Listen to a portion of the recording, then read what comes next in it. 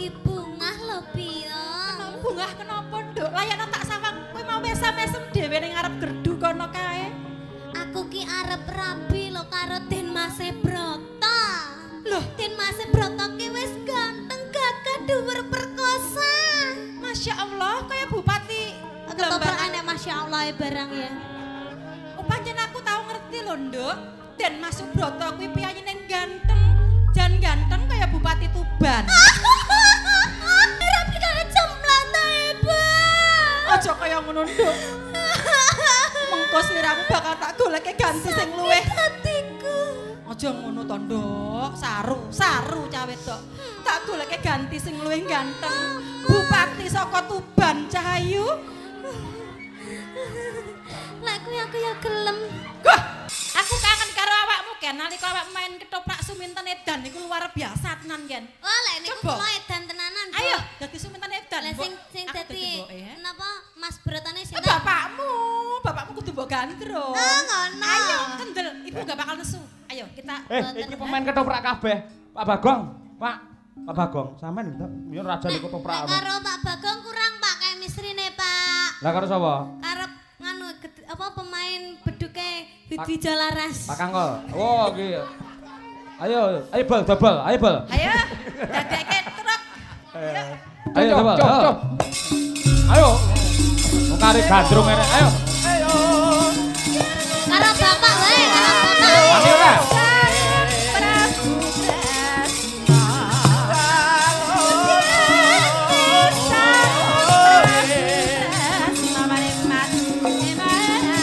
Bang.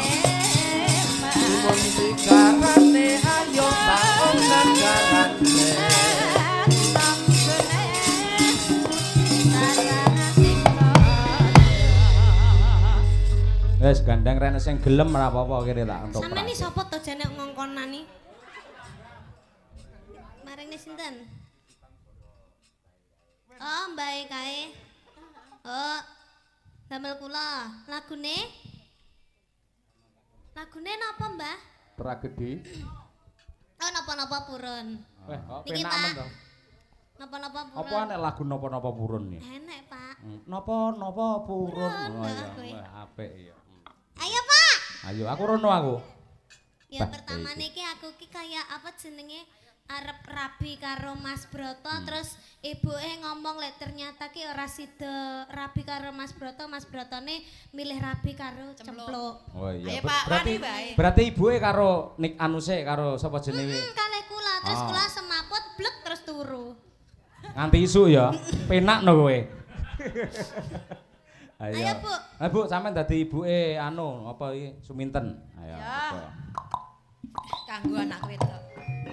Wah, lagi. Kene-kene, Nduk, Cahayu. Har Dalem Anakku. dalem piang. Bocah tuk sing tuk tuk tuk tuk tuk. Aku ki lagi bungah lho piye. Bungah kenapa, Nduk? Layakno tak sawang kowe mau mesem-mesem dhewe ning ngarep gerdu kono kae. Aku ki arep rabi lho karo Den Mas Broto. Loh, Den Mas Broto ki wis ganteng gagah dhuwur perkosa. Masya Allah, kaya bupati Ketoprakane Masya Allah barang ya. Oh, pancen aku tahu ngerti lho, Nduk. Den Mas Broto kuwi piyayine ganteng. Jan ganteng kaya bupati Tuban. Aku ya gelem Bu. Nduk, anakku nih kan cempluk. Ini kan Salindri, ini kan Suminten, ini kan Suminten. Ayo ding Suminten. Ini kan Suminten. Piye piye? Mas Broto kuwi piyayi ngendi to, Nduk, sing mbok gandrungi saiki? Tuban Bu. Masya Allah, Nduk. Muga-muga ibu ya mung derek ndedonga. Muga-muga katresnanmu karo Den Mas Broto diijabahi ya, Nduk Cahayu. Muga-muga aku iso rabi karo Den Mas Broto ya Bu ya. Iya. Apa tak lamarke? Heeh, jajal to Mengko Bu. sing lamarke ibu, ibu tak sowan ning daleme Den Mas Broto, matur karo ramanipun Den Mas Broto, nglamarke anakku Suminten. Ayo Bu, ndang Bu Ya. ngomong Bu, ayo Bu. Suminten ndak kuat. Iki cempluk ning ngewedrek. Kula nuwun. Kula nuwun Kanjeng Adipati.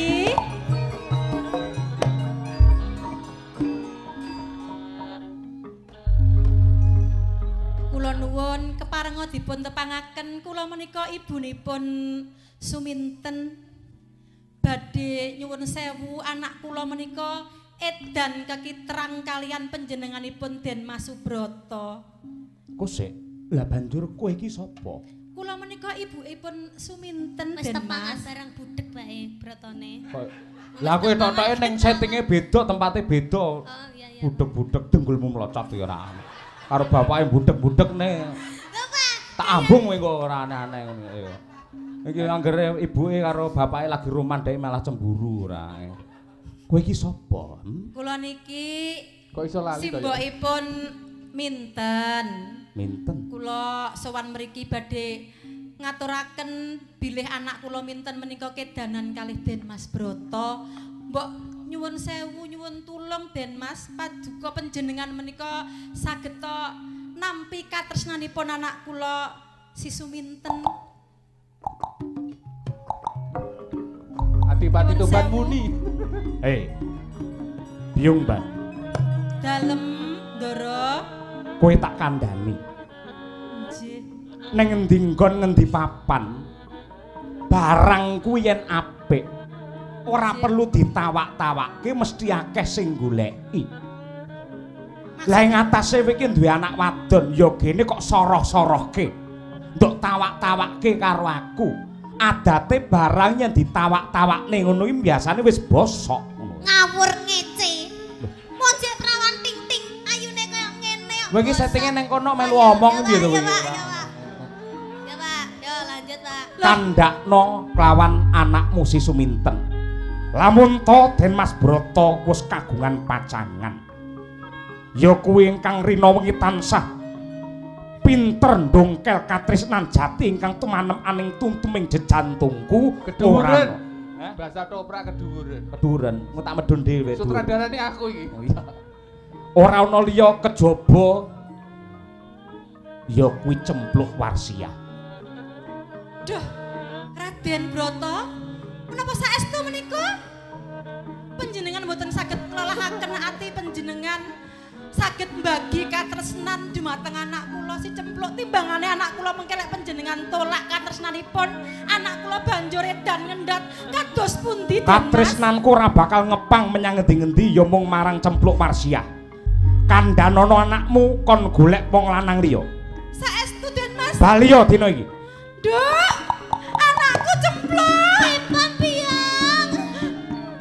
Duk, Kenapa to Biang kok nangis sih malahan? Aja nangis to Biang.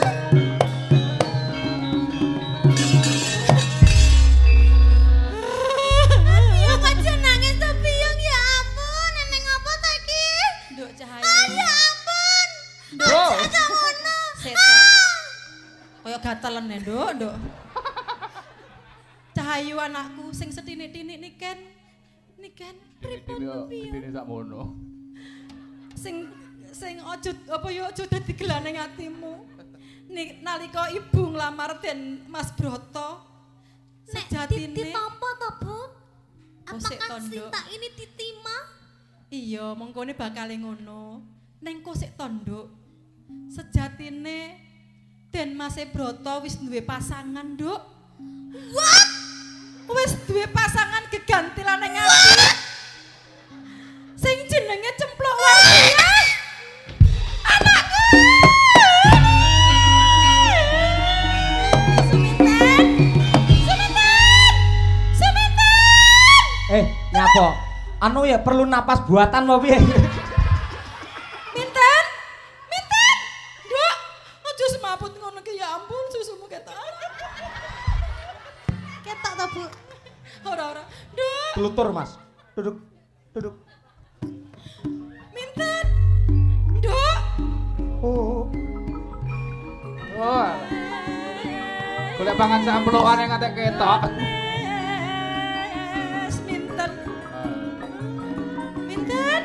Minten, iki sapa, Nduk? Nduk, aku ibu lho, Nduk.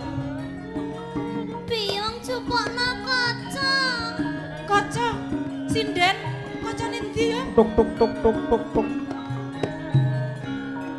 Kaca. Tisu, utuh kaca. Nyonduk. Kok elek men Nduk. Rupamu kuwi ayu tanpa tanding. Iki kancane sing elek untuk rupaku. Ora bener. Apa iki, Nduk? Peteng. Endi to iki? Iki ngendi kancane raiku? Iki kualek, Nduk. Kaya iki sing bener. Mataku sing picek. Ceplok ayumu sasat sundul langit, Nduk. Suminten. Suminten. Suminten. Ayumu sasat sundul langit. Aku Ora ono kejane sing wis ayu lho bar iki aku arep rapi karo Dimas Broto. Pinten? Nduk. Dimas Broto sing bagus dhewe. Eleng, Nduk. Eleng. Ibu, Nduk. Malah ini ta Dimas Broto aku temana ta, Bu? Aku temana karo Dimas Broto. Duh, kepiye? Duh, Gusti. Nyuwun pitulungan anakku lah. Minten. Minten. Terus ibu njur njaluk tulung karo sapa? Ya ampun wajahku ayu heran ta iki. Mbok menawa aku iso njaluk tulung karo Adipati Mas Bagong. Dimas Broto is you. I love you Nyuwun so much. Nyuwun tulung Den Mas Bagong. Sampeyan tulung anak kula minten menika. Dimas Broto. Tulung Pak Bagong. Dimas Sampeyan Broto. Kowe gelem rapi karo aku ta, Dimas? Minten aja kaya ngono kuwi wong tuwek, minten. Iki tuwek ya, Ayo. Bu, ya. Rene, Rene. Kuwi tuwek ra iso nyapa-nyapa. Lemah. Rene Nduk Cahayu. Tulung. Dimas Broto. Mau dalu ngene apa, Mbak? Dimas Broto ya rapi karo aku ya, Nduk, Dimas. minten. Sawangan iki anake sing duwe omah lho, Nduk. Iki lanang apa wedok tekan duwe susu iki? Minten eleng, Nduk. Nduk, tak omongi rungokno Ibu, rungokno Ibu. Rungokno Ibu sik. Ayumu sundul langit. Kowe bakal tak golekne ijol wong lanang sing luwih ganteng, Nduk. Aku gelem karo Dimas Broto, sayangku, cintaku kabeh ki wis nang ngene Dimas Broto. Nyapa terus lek Dimas Broto ora gelem kok ibu ngenalne aku nek Dimas Broto. Ora ngomong ke piye-piyene. Nyapa kok malah Dimas Broto malah milih rapi karo jemblan ta, Ibu. Aja kaya ngono, Nduk. Mengko sliramu bakal tak goleke ganti sing luwih. Hatiku. Aja ngono to, Nduk. Saru cah wedok. Tak goleke ganti sing luwih ganteng. Bupati saka Tuban Cahayu. Lek kuwi aku ya gelem. Wah, bocah kaya ngono. Ayo eleng. Aku karo iki ae. Cemplok. Cemplok. Wes ya, Nduk ya.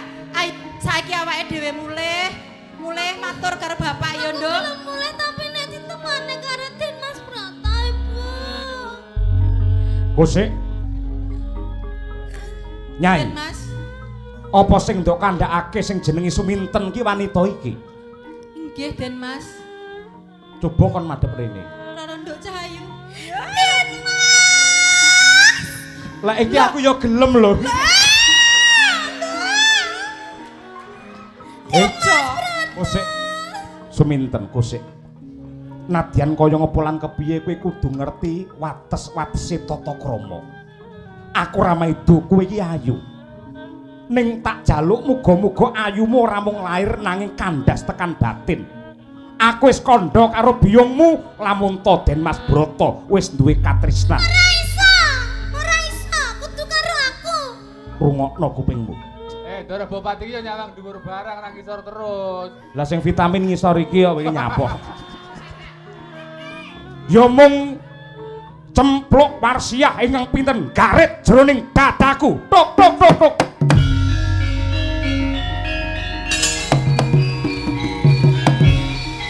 Ya Kuat, wis. ndak kuat. Lek Dimas Broto panggah ora gelem. Anu jane ya gelem jane ning piye lho ngene iki. Nek ngono bagaimana kalau cintanya dibagi dua aja? Tegese Dimas Broto panggah rapi karo aku. Neng kan ada pembagiannya. Dadi separuh kanggo Suminten, separuh kanggo Cempluk. cempluk. Dadi yen Senin, Selasa, Rebo nggih cempluk, terus Kemis Jumat, Setu kanggo Suminten. Minggu karo aku. Ora, kowe mung Jumat, Setu tok. Ora iso. Minggu tak ngene pijet ngono lho maksudku. Nduk, ayo nduk wis mantep. Gawaran mulai iki anakmu. Ayo Cahayu. Isin-isine ora. Cempluk. Suminten. Sini. Ya mbok ya klera-kleru ya mudhe. Mbok ketoke tuwek tenan wisan. Pikun. Suminten. Senadyan to awakmu ditolak karo Mas Broto, ora usah kuwatir. Awakmu duwe swara sing apik, rupa sing ayu. Saiki awakmu nembang wong lipur wong sakmene mbeyan ki nduk. Kanthi lagune Kitir Sumilir mesti wong sakmene ki edan karo kowe kabeh nduk. Tok tok tok tok tok tok.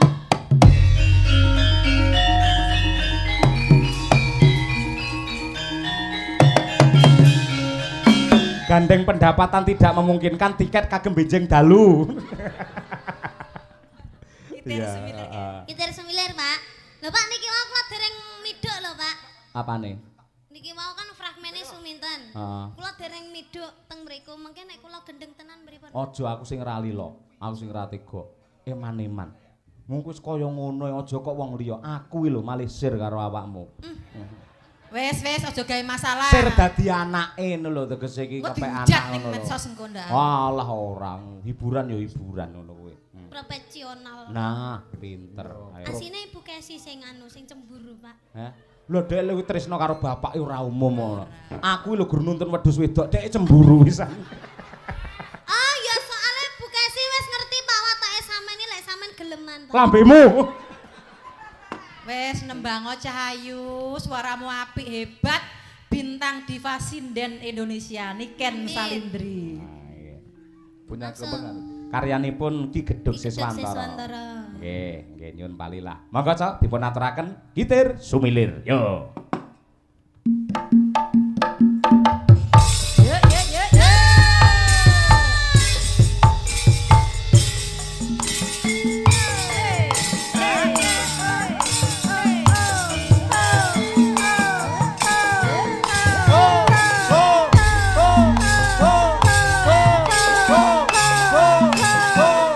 Niken Salindri. Bukan kaleng-kaleng.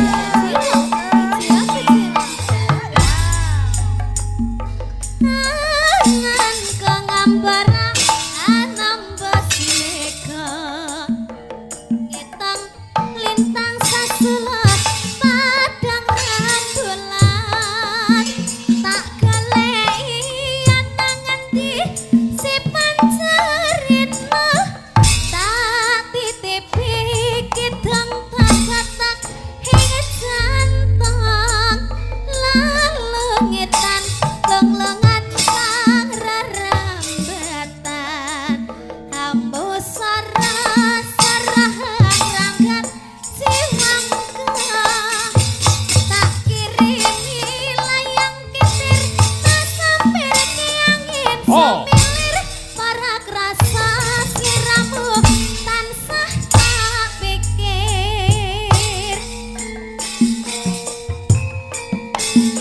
Awas. Hei. Rina wangi wayangmu beda hatiku sing tirta saupama kapan kaya aku bisa gagam lintang rangga indai rambulan aku samar kuwatir lan montap saban sekar mekar ing arah-arah kang cangkar ngelak kang tanpa upama nang ketemiti sing tirta anggena lasi longka-longka katika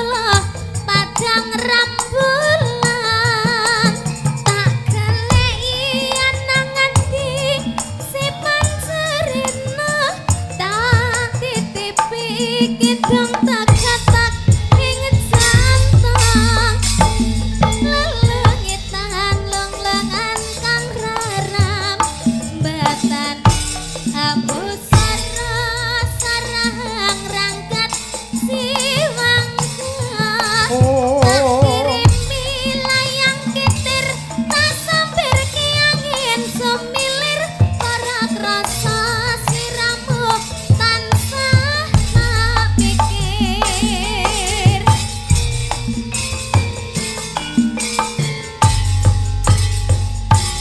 Rina wengi wewayangmu betatiku sing terasa saupama kapan kaya aku bisa gagan lintang ranggah indahi rangkulan aku samar kuwatir lamun tap sabar sakar makar ing arah-arah kang sangkar ngalak kang tanpa upama nunggu tumite sing tertu kanggo nalasi longka-longka kadeka kanggo nalasi longka-longka Hei. kadeka